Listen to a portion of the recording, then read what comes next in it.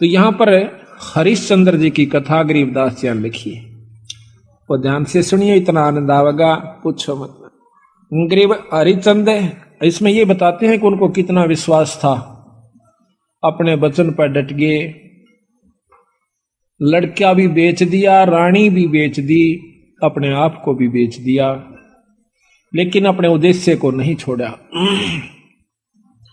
गरीब हरिचंद हरि हेतम अयोध्या नगरी रहते, सतयुग सिंध समाद बचन सब ही सत कहते। हरिश्चंद्र जी सतयुग के अंदर हुए हैं और वो अपने सत के वचन बोला करते, सत पर रहा करते थे, असत बात नहीं कहा करते, बड़े दानी थे। गरीब सुर नर मुनि जन देव सकल मन नाही भाया, सब मुनि करी फैलाद सुनो तुम्हें तेरे भवन राया। इतनी अच्छी कीर्ति राजा हरिश्चंद्र की होगी थी कि वो देवता लोग भी उससे यानी जीलियसी करने लागे, द्वेष रख कर लिया। तो वो विष्णु भगवान के पास जाकर कहते हैं कि महाराज एक हरिश्चंद्र नाम का मृतमंडल के राजा है, मृतमंडल में अयोध्या नगरी में राज करता है। तो वो कहते हैं सत नहीं छोड़ता, हम उसकी परीक्षा लेना चाहते हैं। गरीब सुर नर मुनि जन देव सकल ना भाया, सब मुनि करी फैलाद सुनो तुम त्रिभुवन राया। गरीब सत बाक है सत ही कह है, ये सत ही पूजा ध्यान, सत ही सारा कर्म है, सत के चले विमान। गरीब सुर नर मुनि जन देव फैलाद लगाई भारी, सुनो विशंबर नाथ हरिचंद्र हैं अधिकारी। गरीब कहें विशंबर नाथ सुनो क्या कि जय देवा, वह हरिचंद्र सतलीन करत हैं सब की ही सेवा। गरीब हरिश्चंद्र का पति व्रत टर नहीं टारा, वह सतवादी संत रहे। गरीब हरिश्चंद्र का पतिव्रत टर ना टारा भाई, वो सतवादी संत रहे हमारी शरणाई। राजा हरिश्चंद्र मेरी शरण के अंदर है भाई, वो सत नहीं छोड़ सकते। गरीब बोलत हैं ऋषि देव जात है हमारी पदई, सुनो सहस भुज नाथ करत हैं हम उनकी बदई। इंद्र जी कहते हैं कि मेरी पदवी जावेगी महाराज, अगर वो इस सत पर डटा रहा और देवताओं की पदवी उसको देनी पड़ेगी तो हम उसके साथ बदई करेंगे, हम उसके साथ जो है ना खेचातान करेंगे, उसके सत को तोड़ेंगे। गरीब गण गंधर्व सब देव सकल में ऊंचा को है, लीजे ताहे बुला हरिचंद टार जो देव है। विष्णु भगवान ने बोले भाई देख लो तारी मर्जी।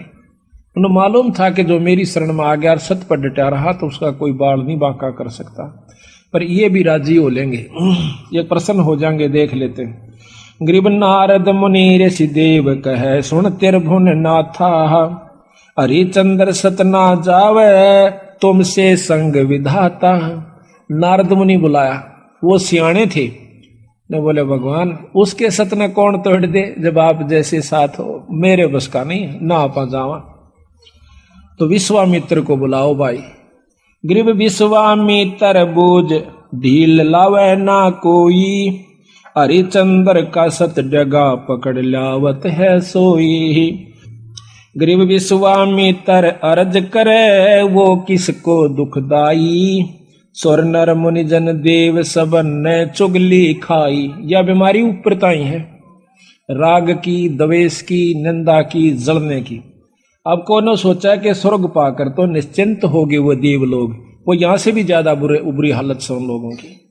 अब मर पड़ के ये 3 लोग की साधना स्वर्ग प्राप्ति है।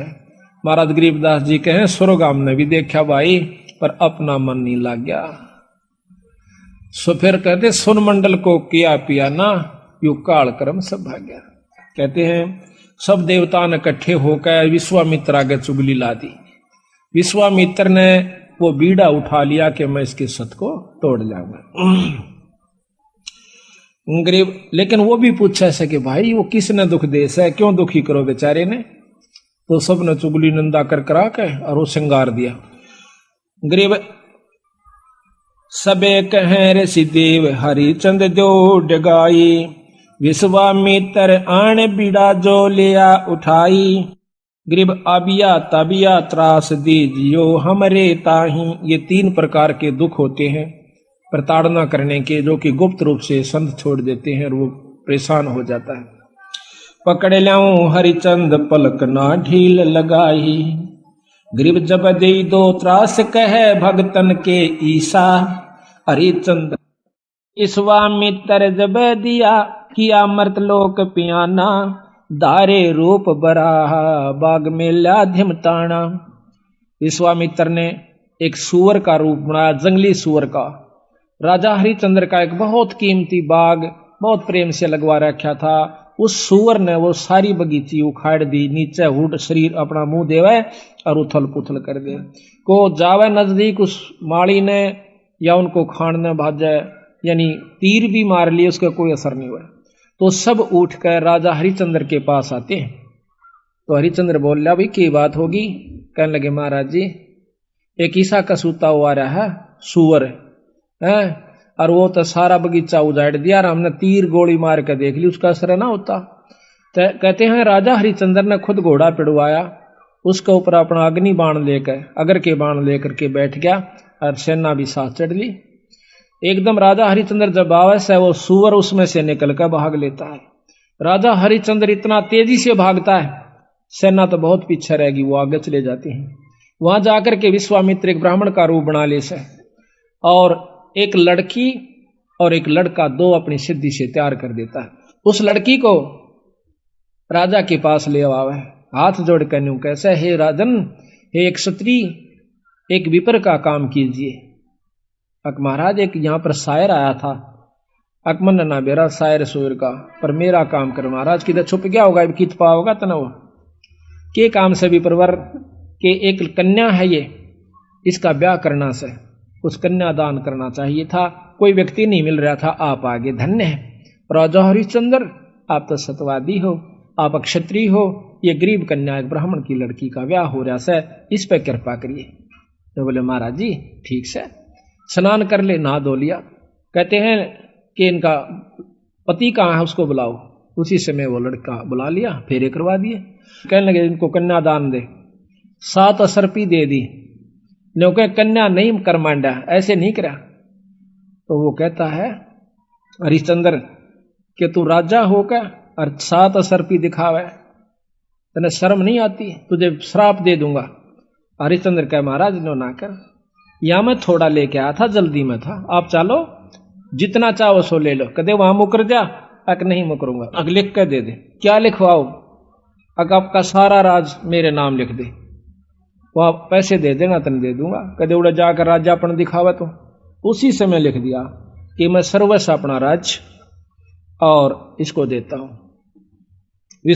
ब्राह्मण के नाम करता हूं, विपर के नाम। वापस आ जाते हैं, आगे आके राजा को बोला बैठ घोड़े पर। घोड़े पर बिठा के अगली तरफ और पाछा वो पंडित जी बैठ गया विश्वामित्र, राजा को गले से पकड़ लिया आगे तक। अब तो मेरा बंधुआ हो गया।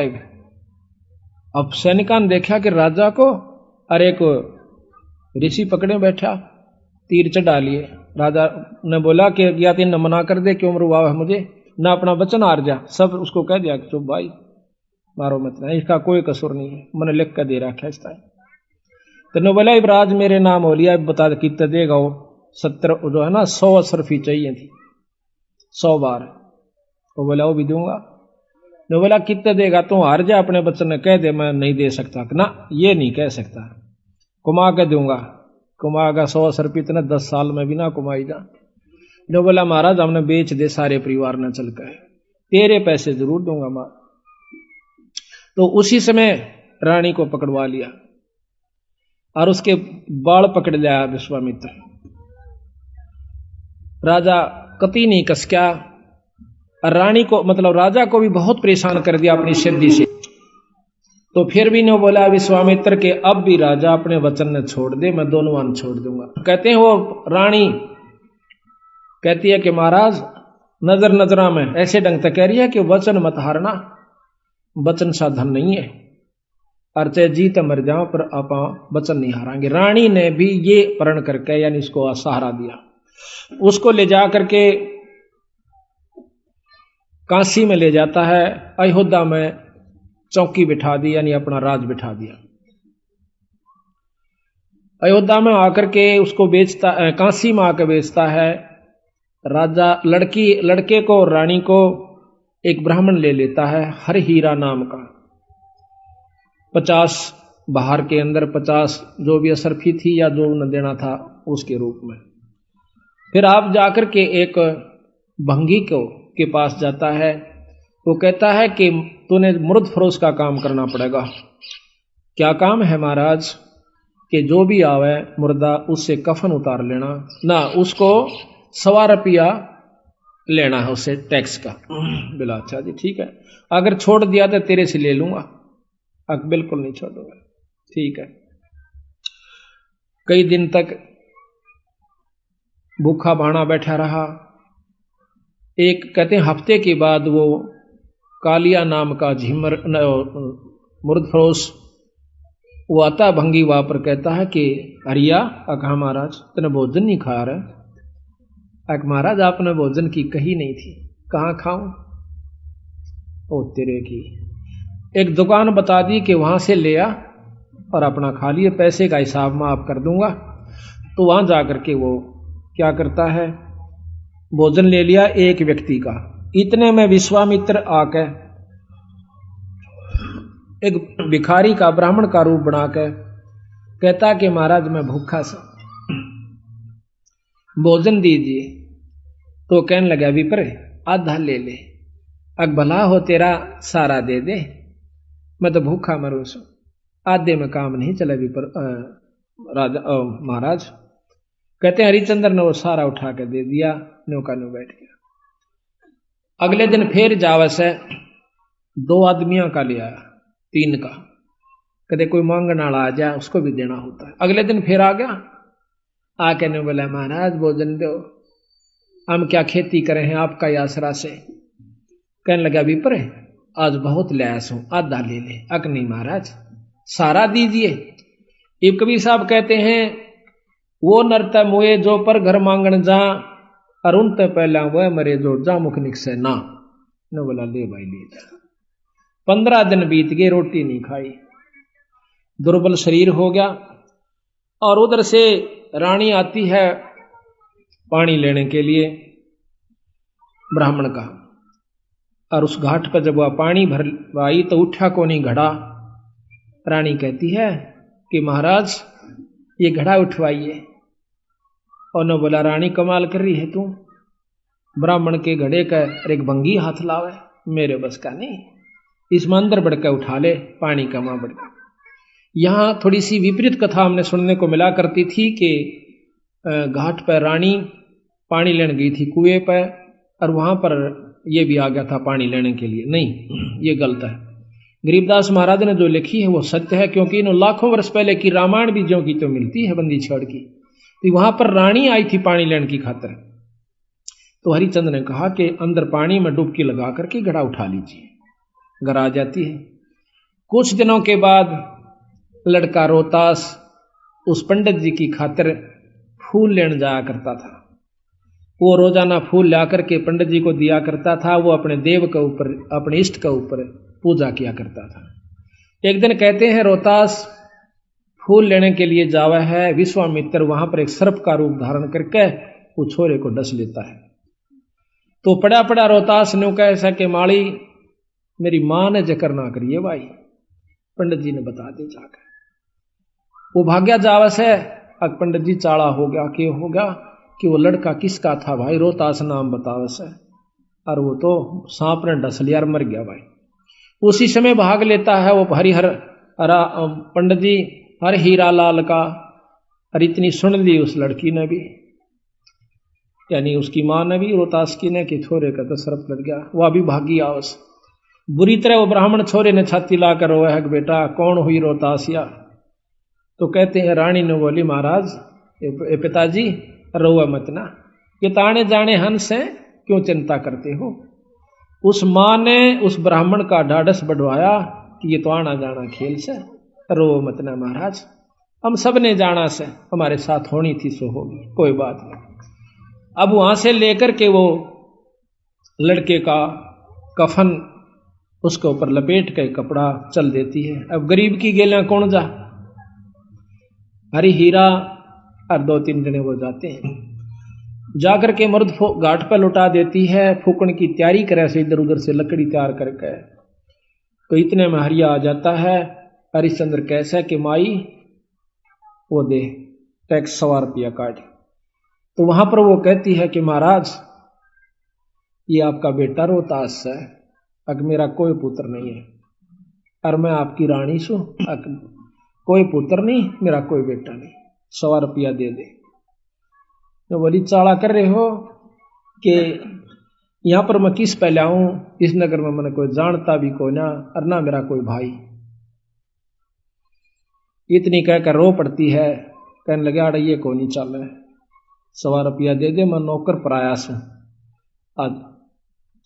तो वो कहती है कि मेरे पास पैसा नहीं, कफन उतार लेता है और नो कहकर वह पागल हो जाती है और उस लड़के की लाश को पानी में डाल देता है। वह रोती हुई सिर पागल होगी, अकीब रह भी के गया, पति विमुख, पुत्र है नहीं, पागल होगी, सिर के बाल पाड़ती हुई। और फिर विश्वामित्र ने क्या करा, एक अंधी चला दी, जंखाड़ चला दिया। कौन जावा गरीब की गेला, सब अब अपने घर न टल गए। वह जाकर के एक मंडी में सिर छुपा लेती है, पड़ी पड़ी रोए, बेहोश हो जाती है। उधर से विश्वामित्र ने क्या करा, एक बहुत बड़े अधिकारी का लड़का एक बाघ का रूप बनाकर, चीते का रूप बनाकर छोरा मार दिया, पाट दिया और भाग गया लेकर के। वो ढूंढ पड़ी, जब वो विश्वामित्र ही दूसरा रूप बना के कहता है कि आजो मैं बताऊंगा थारे छोरे ने एक डायन ने खा लिया।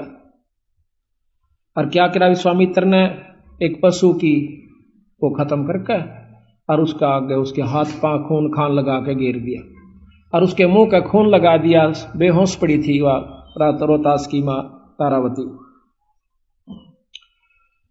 तो सारे उस राजा को, नवाब को, अधिकारी को, सैनिकों को लेकर के वो विश्वामित्र उस मंडी में ले जाकर दिखावा से कि यह पड़ी डांड और हाथ मुंह तलिए खा और ये बाकी हाड हुड पड़े से।